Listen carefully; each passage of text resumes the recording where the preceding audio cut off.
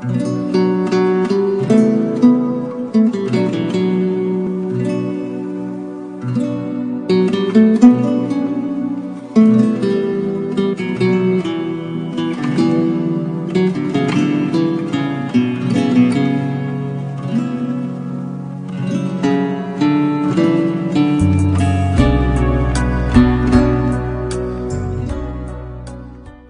Of hope कार्यक्रम के सभी दर्शकों को प्रभु यीशु मसीह के प्यारे और मीठे नाम में प्रेम भरा सलाम। प्यारे मित्रों, हम आप सबके बहुत आभारी हैं कि आप समय निकालकर इस कार्यक्रम को देखते हैं। आपके जो फोन कॉल्स हमारे पास आते हैं और एसएमएस आते हैं, उसके द्वारा हमें मालूम पड़ता है कि हमारा ये प्रयत्न व्यर्थ नहीं जा रहा है और आप सब आशीष पा रहे हैं। हमारी यही प्रार्थना है कि इस प्रोग्राम में जो संदेश आते हैं या गवाहियां दिखाई जाती हैं और जो गीत सुनाए जाते हैं, जो आराधना होती है प्रभु की, इन सब बातों के द्वारा आप यीशु के और पास आए और आशीष पाते रहें। प्यारे मित्रों, आप अपने दोस्तों को और अपनी कलीसिया के बाकी विश्वासियों को भी रेज ऑफ होप नामक इस कार्यक्रम के बारे में जरूर बताएं। आपका प्यार जो हमें अब तक मिलता आया है, उसके लिए हम आपके आभारी हैं। तो आइए आज के इस कार्यक्रम का हम आनंद लें। आज जिस संदेश को हम सुनने जा रहे हैं उसका शीर्षक है गॉड ऑफ न्यू बिगिनिंग्स, नई शुरुआत करने वाला परमेश्वर। नई शुरुआत करने वाला परमेश्वर। हाँ प्यारे मित्रों, हमारा परमेश्वर जिसकी हम उपासना करते हैं, नई शुरुआत करने वाला परमेश्वर है। इस संदेश को समझने के लिए हम वचन का एक भाग लेंगे और देखेंगे कि किस प्रकार से परमेश्वर ने एक नई शुरुआत की। तो मेरे साथ आइए निर्गमन की पुस्तक और उसका दूसरा अध्याय एक्सोडस चैप्टर 2 और उसकी पहली आयत से हम पढ़ेंगे। लिखा है, लेवी घराने के एक पुरुष ने एक लेवी वंश की स्त्री से विवाह कर लिया। वह स्त्री गर्भवती हुई और उसके एक पुत्र उत्पन्न हुआ, और यह देखकर कि यह बालक सुंदर है, उसे 3 महीने तक छिपा रखा। लेवी घराने के एक पुरुष ने लेवी घराने की एक स्त्री से ब्याह किया। वह स्त्री गर्भवती हुई और उसके एक पुत्र उत्पन्न हुआ। हम जो बाइबल प्रेमी हैं, वचन पढ़ते हैं, हम जानते हैं कौन है यह पुत्र। कोई और नहीं बल्कि हम मूसा की बात कर रहे हैं। मूसा के माता पिता के बारे में हम यहां पर बात कर रहे हैं। अब जो हमने आयत पढ़ी है उसमें कौन सी ऐसी बड़ी बात है? नहीं, बहुत बड़ी बात है। वैसे तो एक बेटा पैदा हो तो बड़ी खुशी की बात मानी जाती है, और हम भारतीयों के लिए समझना मुश्किल नहीं है, क्योंकि बेटा पैदा हो तो आज भी लड्डू बंटते हैं। बेटी पैदा होती है तो इतनी खुशी नहीं दिखाते हैं। बेटा पैदा हो तो कहते हैं भैया बधाई हो बधाई। बेटी पैदा हो तो कहते हैं चलो परमेश्वर की मर्जी पूरी हो जाए। ये रवैया तो हमारा बदलना होगा। चाहे बेटी पैदा हो चाहे बेटा पैदा हो, एक बराबर की खुशी हमारे अंदर होनी चाहिए, क्योंकि संतान परमेश्वर की दी हुई आशीष है। तो बात हम कर रहे थे मूसा के जन्म के बारे में। यूं तो बेटा पैदा हो तो बड़े आनंद की बात मानी जाती थी, खास करके इजराइल के अंदर बेटे का होना बहुत अच्छी बात मानते थे। पर यह जो संदर्भ है, जिस संदर्भ में निर्गमन का दूसरा अध्याय लिखा हुआ है, उस पृष्ठभूमि में, उस संदर्भ में एक बेटे का पैदा होना अच्छी खबर नहीं है। समझ गए? क्योंकि हम पहला अध्याय जब पढ़ते हैं तो मामला हमें समझ में आ जाता है। जब यूसुफ के नेतृत्व में याकूब के सारे बेटे, कोई लगभग 70-75 लोग मिस्र में आए थे, तो यूसुफ मिस्र का प्रधानमंत्री था। यूसुफ के कारण इजराइल के बच्चों को या याकूब के बेटों को, उनके परिवारों को मिस्र के अंदर एक उपजाऊ भूमि मिली और वहां वो सुरक्षित रह सके। काफी उनका आदर सम्मान हुआ। पर जब साल बीत गए, कई दशक बीत गए, तो यहां पर लिखा है कि बाद में पहले अध्याय के शुरुआती आयतों में ही पहले अध्याय की 8वीं आयत से हम पढ़ते हैं तो यहां लिखा है, मिस्र में एक नया राजा गद्दी पर आया जो यूसुफ को नहीं जानता था। यूसुफ की मृत्यु हो गई, बहुत समय हो गया। अब जो नया राजा आया, मिस्र के राजा को उस समय फिरौन कहते थे, फैरो। जो नया फिरौन आया वो यूसुफ को नहीं जानता था। उसने जब देखा कि हमारे मिस्र के प्रांत में ही इब्रानी भाषा बोलने वाले ये इब्रानी लोग या ये याकूब वंशी इजरायली लोग ये इतने पनप रहे, इतने बढ़ रहे हैं, तो उसने खतरे का एहसास किया। उसने कहा, ये तो भाई एक पराई जाति हमारे स्वदेश में आकर के पनप रही है, ये कैसे सह सकते हैं। तो उसने कहा, इनको सताओ, इनको गुलाम बना के रखो, कहीं ऐसा ना हो कि ये इतने बलवंत हो जाएं यहां कि हमारा दुश्मन हम पे आक्रमण करे और ये दुश्मन के साथ मिलकर हमें पराजित कर दे। तो नए फिरौन ने, नए सम्राट ने इजरायलियों को गुलाम बनाकर सताना शुरू कर दिया। बड़ा बुरा हाल कर दिया, नाक में दम कर दिया, सुबह से शाम तक मेहनत करवाना, अपने शहरों को बनवाना, शहरों के गढ़ों के लिए ईंटों को बनवाना, सुबह से शाम तक, और उनको उपयुक्त तनख्वाह न देना, उनके मानव अधिकारों को छीन लेना, यह सब फिरौन ने शुरू कर दिया।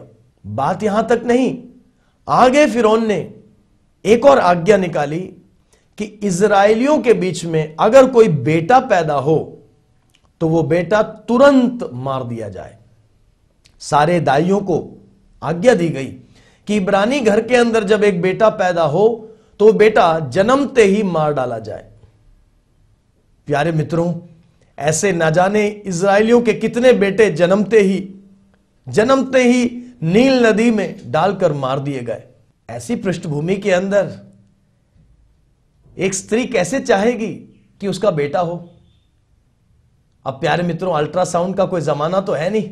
आज हम जानते हैं कि गलत तरीके से लोग लिंग पहचान लेते हैं, सरकार की तरफ से मनाही है, कानूनी तौर पर अवैध है, फिर भी बहुत सारे लोग चाहते हैं कि भाई किसी तरह पता चल जाए कि गर्भ में बेटा है या बेटी है। पर उस समय तो ऐसा कोई प्रावधान नहीं था। 9 महीने तक इंतजार करना पड़ता था। 9 महीने के इंतजार के बाद अगर दिख जाए कि बेटा है तो घबरा जाते थे, क्योंकि बेटा होने का मतलब है कि बच्चा हाथ से चला गया, मार डाला जाएगा। इसलिए अब आप समझ रहे हैं कि दूसरे अध्याय की जो दूसरी आयत में बात लिखी है कोई साधारण बात नहीं है। स्त्री गर्भवती हुई, उसने एक पुत्र को जन्म दिया, पर ये मां बाप थोड़े अलग थे। उन्होंने देखा कि बालक सुंदर है। वैसे तो सारे बालक सुंदर होते हैं, यहां जो शब्द है सुंदर, उसके पीछे भी एक गहरा अर्थ है, पर मैं उसके बारे में अभी नहीं बताऊंगा। उन्होंने देखा कि बालक सुंदर है तो उन्होंने उस बेटे को 3 महीने तक अपने घर के अंदर छुपा कर रखा।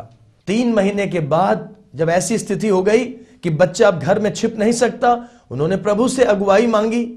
प्रभु ने उनको एक विचार दिया, एक आइडिया दिया, और उन्होंने एक टोकरी बनाकर उसके अंदर राल लगाकर उसको वाटरप्रूफ कर दिया, और उस टोकरी में अपने बेटे को, मूसा को रखकर नील नदी में छोड़ आए।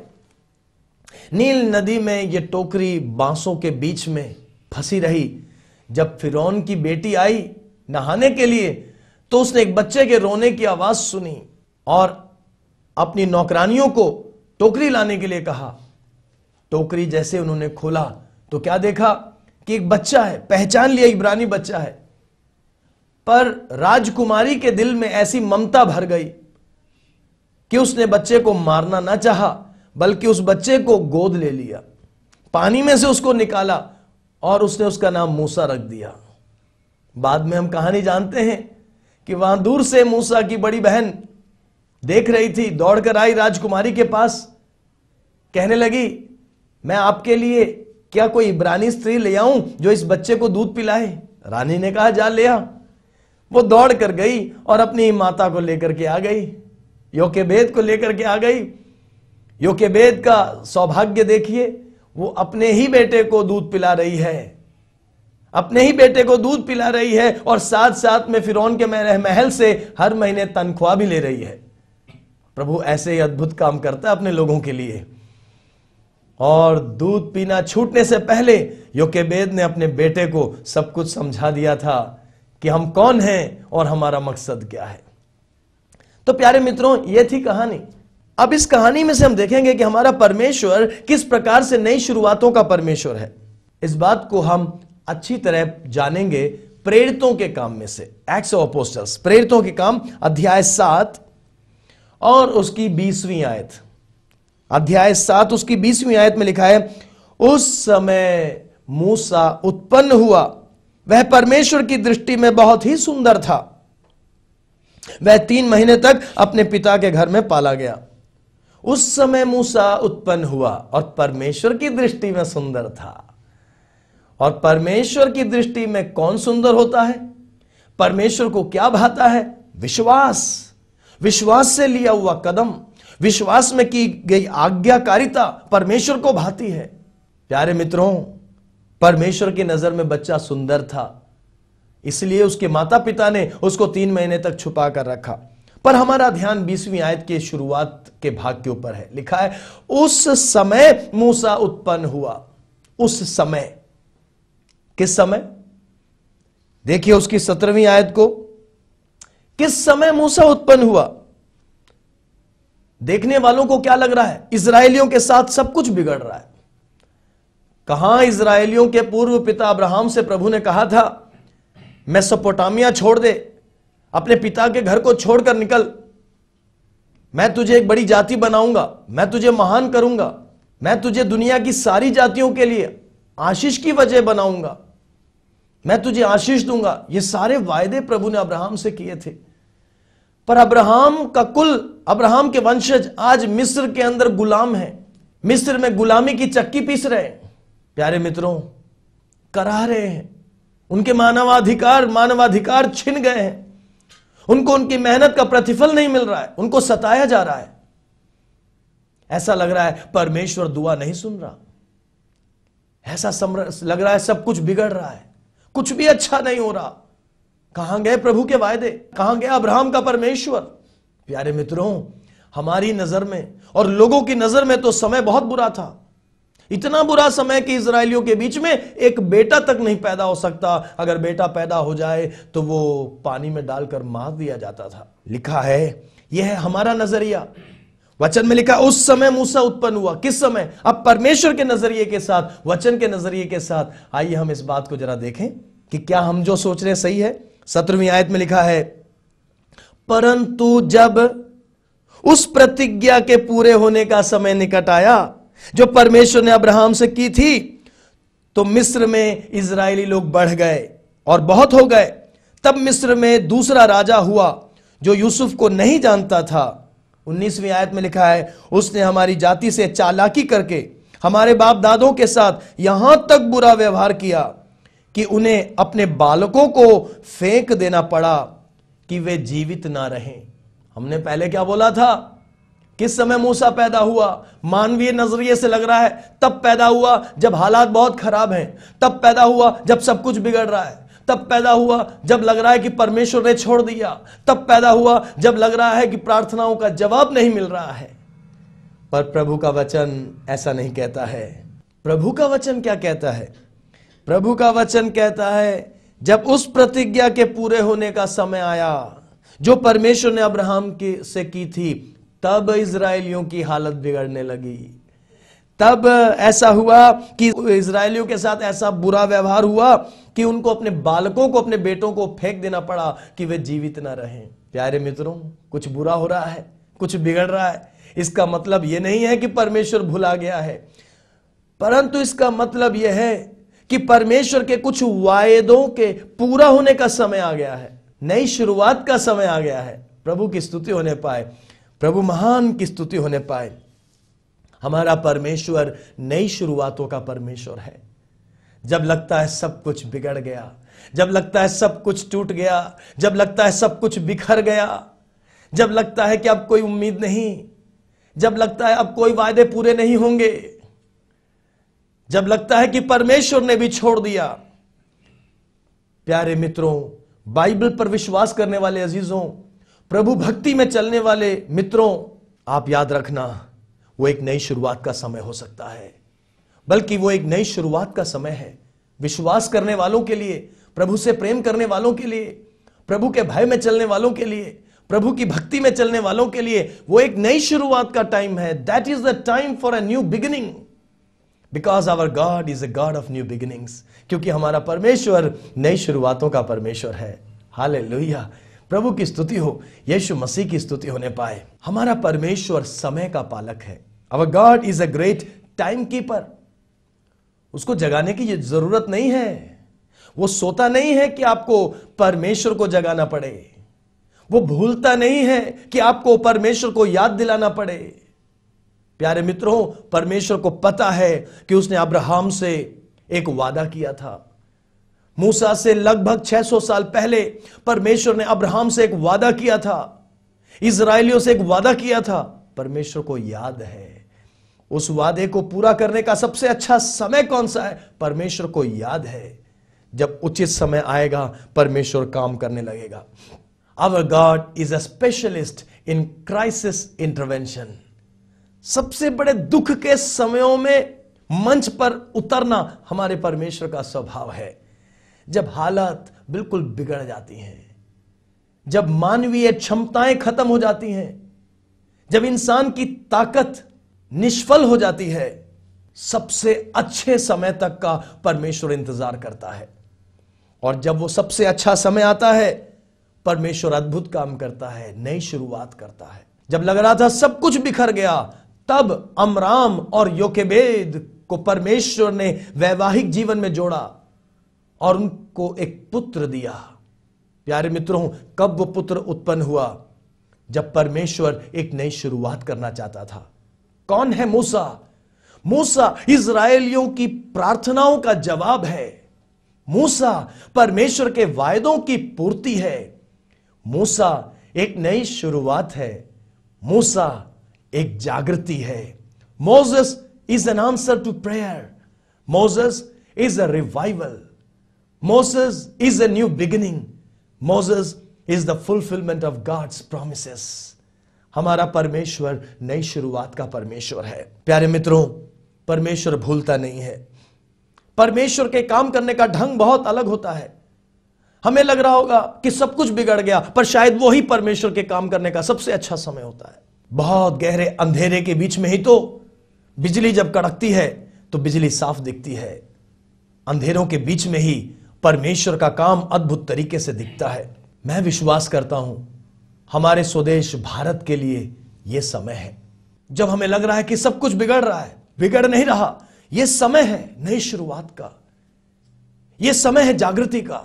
पर हां, हर नई शुरुआत के समय परमेश्वर को कुछ मानव पात्रों की जरूरत होती है। God wants human coworkers. एक नई शुरुआत के रूप में मूसा को भेजने के लिए, आप जानते हैं आगे मूसा बड़ा हुआ। मूसा फिरौन के ही महल में बड़ा हुआ।